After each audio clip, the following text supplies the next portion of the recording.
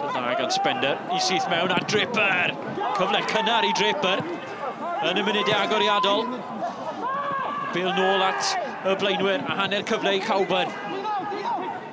Seintiau yn parhau, a brobl ar ergyd yn berffeth I gefn y rhwyd. Y cyfle cynta i'r seren Greg Draper. Pawb yn disgwyl iddo fe gladdu honna. Ac wedyn Dineb yn symud y Bale tan iddi ddod at roi yn brobl.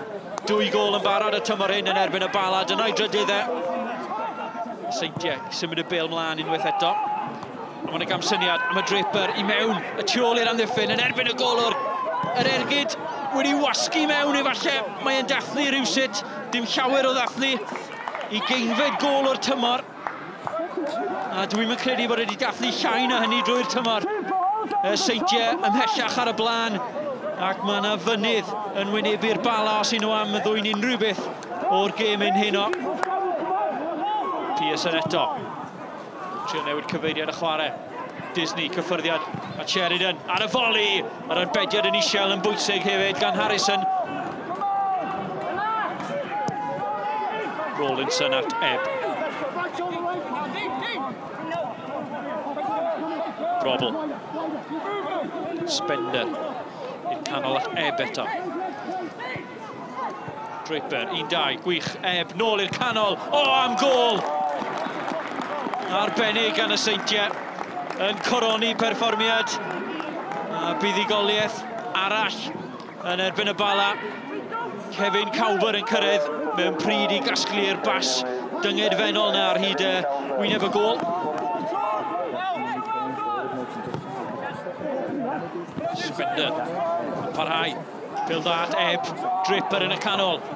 Dineb I fentro. Ymyl y cwrt at Eiron Edwards. Cawber ar ei drodd dde! Yn erbyn y bar y mas. Y bedwaredd bron yn sicr wrth i'r Bale na lanio wrth drad Kevin Cawber.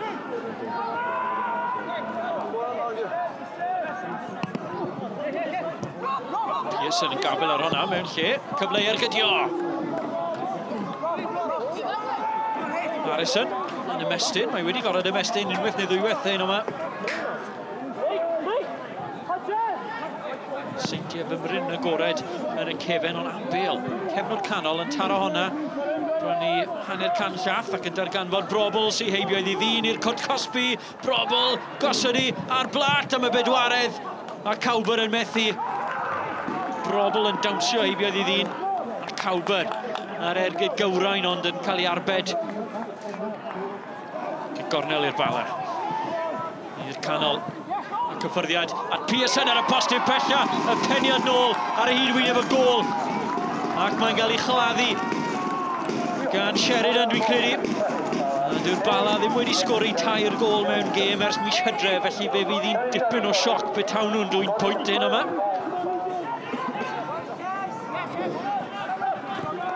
Pearson I colli meddiant, Brobl I fanteisio.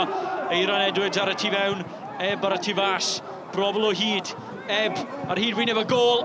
Ac Eiron Edwards yn casglu pedwaredd Seintiau. A'r pencampwyr os oedd na rhyw amheuaeth cyn y gêm hynno I fod nhw wedi tynnu trod oddi ar ysbardyn, wel, syniad hynny wedi chwythu. Scott Rusco, a very impressive 4-1 victory. You must be pleased. Yeah, very pleased. 4-1 come away to Bala.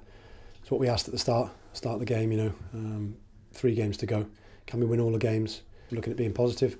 We're training hard and we want to see the season out. Yeah, no suggestion that players were on holiday. Is it hard to motivate them at this stage? Not really. They're, chomping at the bit really because last week we missed a game. So tonight, get back to league action. And I thought we put on a really, positive performance there. Different goal scorers and nice to see some young lads getting minutes again. There's maybe a glimmer of hope of that 2nd or 3rd place at the start of the evening. That hope may be gone now and it's playoffs that you're staring at? Yeah, obviously, there's lots of scenarios that we're going to go down. It's going to come down to the end of the season. So, as a club, I applaud the club for getting a domestic licence and a European licence, and there's people who failed it. So it'll be interesting who does get them and who doesn't, so that could have a big say as well. So be interesting with that, and it could, you know, there'll be lots of twists and turns as well going into the third place as well. Connors Quay winning the Welsh Cup could automatically, you know, get us into Europe if we finish third. You know, nothing's, everything will go to the wire. We play Bangor here last game. There's pressure on them to go and win now.